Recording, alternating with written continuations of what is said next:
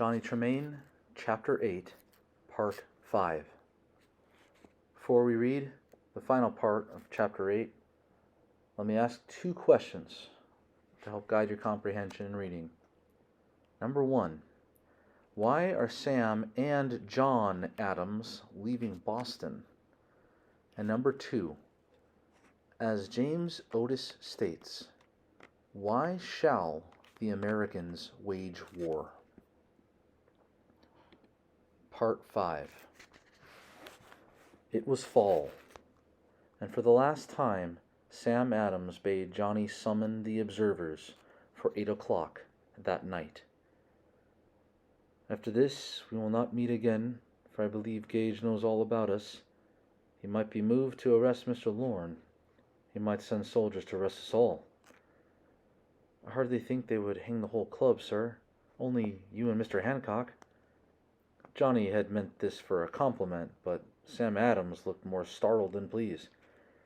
It has been noticed that every so often many of us are seen going up and down Salt Lane, entering the printing shop. We must, in the future, meet in small groups. But once more, and for the last time, and make as good a punch for us as you can. As Johnny went from house to house, talking about unpaid bills of 8 shillings, he was thinking of the punch.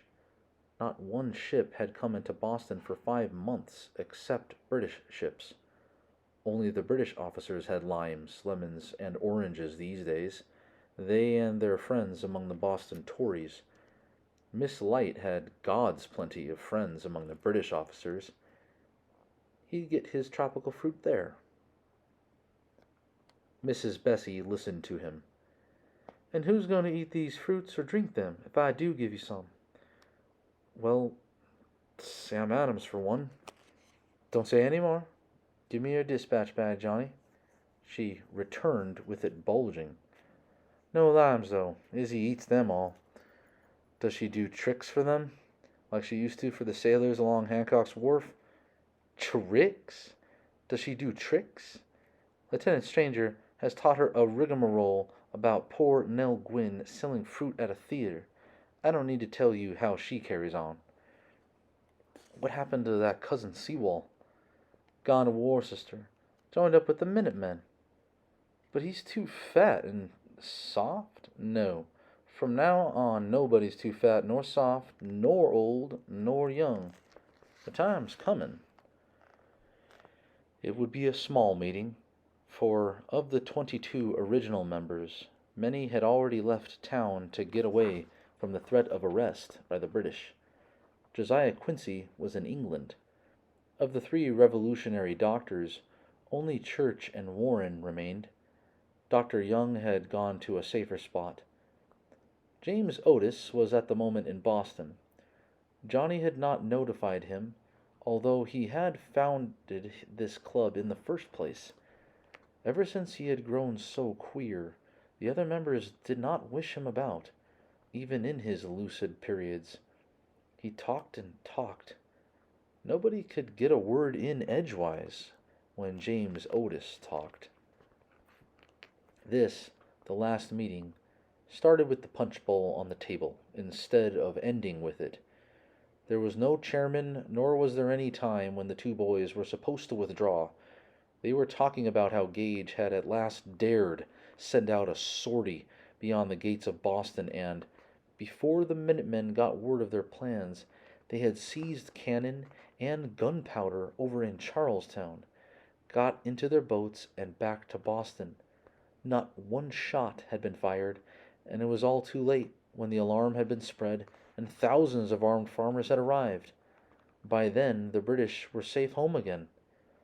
Yet, Sam Adams protested, this rising up of an army of 1,000 from the very soil of New England had badly frightened General Gage.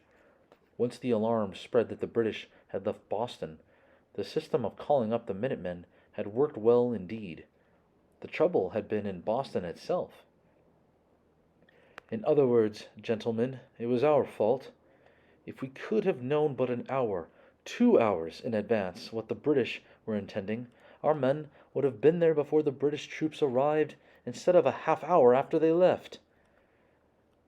Johnny had been told off to carry letters for the British officers, to keep on good terms with their grooms and stable boys over at the African Queen. Somehow he had failed. He hadn't known. Nobody had known that 260 redcoats were getting into boats, slipping off up the Mystic, seizing Yankee gunpowder, and rowing it back to Castle Island for themselves. Paul Revere was saying, "We must organize a better system of watching their movements, but in such a way that will not realize that they are being watched." Sam and John Adams were standing, and the other members were crowding about them, shaking hands with them, wishing them success at the Continental Congress in Philadelphia. They were starting the next day. Everyone was ready to give them advice on whom to see, what to say, or to prophesy the outcome of this Congress. Paul Revere and Joseph Warren were apart a little, making plans for that spy system which was needed badly. They called Johnny to them, but he could hear one of the men standing about the two Adamses saying, "But here must be some hope we can still patch up our differences with England. Sir, will you work for peace?" Sam Adams said nothing for a moment. He trusted these men about him as he trusted no one else in the world. "No, that time is past. I will work for war, the complete freedom of these colonies from any European power. We can have that freedom only by fighting for it. God grant we fight soon. For 10 years we've tried this and we've tried that. We've tried to placate them, and they to placate us. Gentlemen, you know it has not worked. I will not work for peace. Peace, peace, and there is no peace. But I will, in Philadelphia, play a cautious part, not throw all my cards on the table, oh no. But nevertheless, I will work for but one thing, war, bloody and terrible death and destruction. But out of it shall come such a country as was never seen on this earth before. We will fight." There was a heavy footstep across the floor of the shop below. Rab leaped to the ladder's head. "James Otis," he reported to the men standing about Adams.